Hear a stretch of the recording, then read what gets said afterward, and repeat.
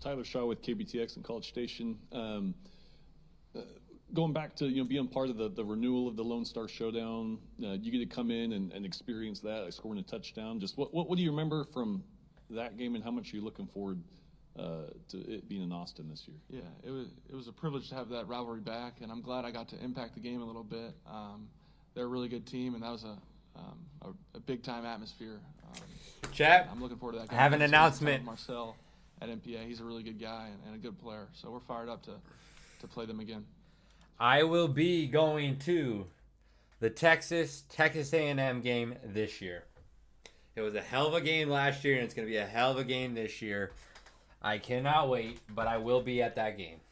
You say WAFB TV in Baton Rouge. Obviously, your family name is big everywhere, but in Louisiana, it's very big. You're playing for Texas now, but do you feel like you're also representing Louisiana? What does Louisiana mean to you moving forward, even though you're playing in the state of Texas? Yeah, I try to bring as much New Orleans style to Texas. Could you imagine if he went to LSU? New Orleans. Could you imagine if he went to fucking LSU? From the state of Louisiana with me at Texas. So shit. It's been fun, and going back every year to Thibodeau. Just the New Orleans culture and Louisiana culture is second to none. So it's always fun going back. That would have been so sick if he went to LSU. Fourth row. Gavin Baxter, ESPN, the ticket out of Montgomery. Arch, obviously you played a lot with Quinn Ewers last year. Now that you'll be the starter, has he given you any advice? What have you taken away from Quinn? Yeah, I learned so much from Quinn in my 2 years behind him. I think he handled it like a pro. It's definitely not easy having me as the backup with all the media, but he's always been nice to me and good to me, and I'm forever grateful for him. And I actually texted him the other week for advice on 2 minute, what kind of plays he liked to start with. Now, I don't remember who it was. There was some commentator. I don't think it was Urban Meyer. Maybe it was Paul Feinbaum. I don't know. I don't remember who it was. Somebody was saying that if Arch is better than Ewers, why didn't he play last year? I think there's a development process that has to go into it. I think I think Ewers was still the better product to put on the field for 60 minutes. You know what I'm saying? I don't think you can make the argument. I'm not saying Arch didn't have talent or didn't have better legs, mobile, there's definitely pros and cons for it. But I still feel like for someone to say that Ewers didn't deserve that starting job last year, it was his team, he had worked his way to get to that point, and they went to the playoffs the year before. I think it was all for him. And then on top of it, just from what Arch is going to take away from a learning process, from just, a mentor process of watching Quinn, that all played a factor, and which is very important, I feel like, when it comes to his development at Texas. So that's why this year is going to be a huge year, and I still think that is why he went to Texas, so he could get developed, play behind a guy like Ewers, and learn a little bit. I mean, you throw him to the Wolves, it ain't always the best for everybody. Some of these quarterbacks get thrown to the Wolves, and they just bad habits. They start as a freshman, they have bad habits throughout their career, and then they jump the NFL, they never break those habits. Just how it is. Years. Going to be really young, especially on the offensive and defensive lines, but 54% of our players are coming into their first or second year. So what do you get with that? You get youthful exuberance. We've had practices that have been spirited. We had a great spring practice that we talked about the words fire, passion, and energy. I think the biggest thing that separates college football teams today is complacency among players versus fire, passion, and energy among players. So we've tried to highlight those traits as much as possible with our players. Our players need to bring juice and energy each and every day. If they don't, they'll be confronted by the players that do. And if the players continue to do that, we'll have a successful season and a successful football team. In a day and age that I think Sankey referenced it yesterday, times are changing. College athletics and college football is not broken. He used the word strained. I would say that it's in a time of change and influx that you have to navigate better than your opponent. You have to navigate better than your competitor, whether that's conference to conference or within your own conference. And we continue to find ways to do that at University of Georgia. We sell relationships over transactions. We think the relationship still wins out. because the relationship allows you to push people and demand excellence. And we're going to continue to do that at Georgia. We don't believe in just being transactional, because when you're transactional, you cannot accomplish whatever your ultimate goal is, whatever your greatest reach is, whatever the ceiling is for every player and every team we have. You don't reach that without relationships. So we're going to try to win 24-hour increments each and every day to make sure we still attain that. Chap, is it fair to say that he's the best coach in the country? I think so. I just think, I mean, he's got the titles. I think if obviously there's other people have championships, but like, and you know, they got the money, they got the motivation, they got the recruiting, whatever, but like the full deal, the best thing and the best one in the country is Kirby. Like, I think it's a pretty easy answer. Obviously there's some other guys that, you know, have some other things that they do really well, but I still think Kirby's the best. And I'm not even a Georgia fan. I think that's just the right answer. Today. Second season, familiarity's been a word that's been used a lot already this morning with different interviews. You know, that's great. It helps you feel Big good about where your expectations, families buddy. live in and what those routines are. You know, that's important to me and our success. You got to have that piece in place. Familiarity with it, and I think the common word also would be continuity. Starts with our coaching staff. Really, one change on the defensive side of the ball. You gotta win some fucking games. And then the addition of Ryan Grubb on the offensive side. Everyone else, not just the position coaches, but quality control coaches, graduate assistants, recruiting staff, strength and conditioning, academics, training room. We really had no turnover in all those areas, and so that's exciting to me because I think that says a lot about the belief. You're gonna and next year if you don't win excitement some of what fucking lies football ahead. games, buddy. You're not gonna be back here next year, I'll tell you that. We talk about getting the right people on the bus, the right people in your program and inside the building, and I feel like we certainly have that. So continuity is a huge piece of kind of what year two is all about right now. That trickles down to your players. You know, the leadership from the staff is there, but really the culture that we want to try to exude, try to have, it comes to life through our players, and they are making that happen. It's the day-to-day, and as we speak right now, they're on the field, you know, in a nice warm morning in Tuscaloosa, you know, getting after it. Splash, I don't know. I can't tell you that figures how it out, impressed bro. I've been He with could. them He just might. focusing on the main thing, and that's the work. Not getting ahead of themselves. They got the talent not to. even worried really about practice number one, game number one for sure, Just or gotta even win further some games. down the road in the season. I know they'll get asked questions about it and Make have the to answer some playoffs. of those today. But when it comes Gotta down make to the what we're playoffs. focused on, it's the day-to-day work that these guys are really like honed in on, and making sure that they take care of to give themselves a chance to be highly successful this fall. We were undefeated at home, but we also struggled on the road. And we start True. this year on the road and go to Florida State, and we know that, you know, they're going to have something to prove as well. And so that's going to be Gotta win that game, buddy. Both of y'all need to win that to game. get tested early on, and so you know we don't need to look anything beyond that as far as our preparation. Both or y'all what might coaches lie, need that game. because none of it matters unless we take care of business and do what we're doing, being our best in that week one game against Florida State. But being on the road and playing better on the road has certainly got to be a point I will that, say, though, that happens. If somebody can turn you know, around this year year in our two, he's the football guy that program. can do it. He's the guy You that know, can do it. defensively, a lot of returners coming back. We excelled when it came to taking the football away. I think we're in the top 4 or 5 in the country there. Really, the most takeaways that I think 28 was the number in the program going back 7-8 years ago. And you know, when it came to yards per play and all that, it's all great stuff. But the key for our defense is get off the football field. And as the season went along, we did a better job of that early on. There were some times where we could have been better. And those led to games that came close. Those led to games that we maybe fell short.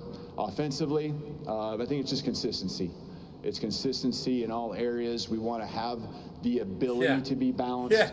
Because I'm going to tell you, that fucking OU game last year was not pretty, buddy. The game's over, the season's done. The offense did but not the look ability good. to run the football when someone's taking Granted, the you pass don't gotta deal with and fucking vice Mel versa, Rowe, but when the opposite happens. So I think, you know, more The and road more looked pieces like coming Lamar together, Jackson one the game, next development of game players, looked like he shouldn't even be at all playing football. positions. I'm excited about what we have there. An offensive line is where it really starts. Really 6 guys that are strongly in the rotation with a lot of others that are up and coming and developing quickly that I could see, competing for spots as the season goes along as well. Barry Tramel, Tulsa World. For 2 decades, the SEC dominated, built a great brand, winning national titles. Now the Big Ten's won 2 in a row. How important is it for the SEC, maybe Alabama, maybe somebody else, to stop that streak and get the SEC going again? Yeah, I think individually in our own programs, that's our responsibility to be It's a good question. To be at the top. Right, that's the expectation. I know at Alabama, but also the expectation for the SEC as a whole.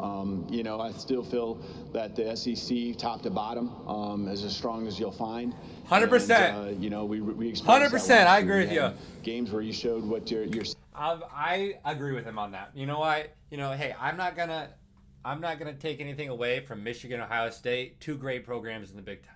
2 great programs in the Big Ten. And you know what? And Oregon's right there. Oregon's right there with the talent and the recruiting. And honestly, Penn State's right there. Penn State's gonna have a great team this year. But besides those Big 4 fucking teams, there's nobody in the fucking Big Ten that we're fucking worried about, dude. The SEC from top to bottom is 110% better than the Big Ten. That is just facts. That is just facts. Now, obviously, there's some Big Ten teams that could play with some SEC teams because they're able to be physical and cause some of that. But, let me tell you, man, it blows my mind when people try to make the Big Ten argument. It blows my mind when people try to make that Big Ten argument. I just don't get it. I don't get it. And I just enjoy the game. I just respect the game. I watch both. I just watch college football. I don't have a certain team in the SEC. I don't have a certain team in the Big Ten. I don't get it. South, did your year 1 live up to the Bama standard? In which way? Or to me personally, or What you evaluate to be the Bama standard, do you feel like your year 1 lived up to it? Yeah, I mean, for if you internally ask us, no. We fell short of making the playoffs, as simple as that, right? And giving yourself a chance to go compete for a championship. Good answer. I think there's a lot of things that I'm super proud of that are happening within the program that are part of the progression. We want it right now too. Good answer. And we fell short. Our guys, So I'm saying I'm he proud could do of it. them and the way He they could lock in responded year to, 2. He could lock in us, year 2. not realizing the goals that we set out to have, and getting back just to work and focusing on the main thing. I feel that's always been the case, but sometimes there's just ups and downs you got to go through, unfortunately, that we had to experience. Shit happens. But in the end, we're going to take advantage of the failures we've had and be better because of it. Good answer. Good answer. LSU offers the most incredible game day experience in college football. And we do pretty darn good in baseball. We do pretty good in gymnastics. We do really well in all of our other sports. But the game day experience at LSU is incredible. And it's because of our fans. They're so passionate and so knowledgeable. When you go into that stadium, they are watching the game. They are following every play. And that, as a football coach, that's the captive audience that any speaker wants, that any teacher wants. I think it is such a captivating audience, and they are so passionate about LSU. I think LSU is the best place to play in the country. The best stadium, the best environment. I mean, there's a reason why it's number 1 hardest place, some of the hardest places to play, but I think it's the best place to play in the country. Some people might have different opinions, but I think LSU night game, there ain't nowhere. There is no other place that's better to play than LSU at a night game like that. It's great. Because we open up with a great program in Clemson. I know Dabo very well. I respect him and his program and the accomplishments they've had. We've played against each other several times when I was at Notre Dame, and just have a ton of respect. But we've also been 0-3 in openers at LSU under my watch. And we needed to do some things differently this Yeah, year. but And that is you cannot embrace lose this to opener. Clemson week 1. That And is embracing 0-4 it for in you. a That's manner not a that, good look, bro. This That is a not a big good game. look. And it's a tangible goal for our football team to want to be 1-0. It's not let's warm up into the season.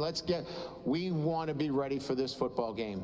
And so we're doing everything in our power to give our players the opportunity for that success. So exciting season. Excited about the ability to continue to develop our program and our players, and looking forward to our opener against Clemson University. Center aisle.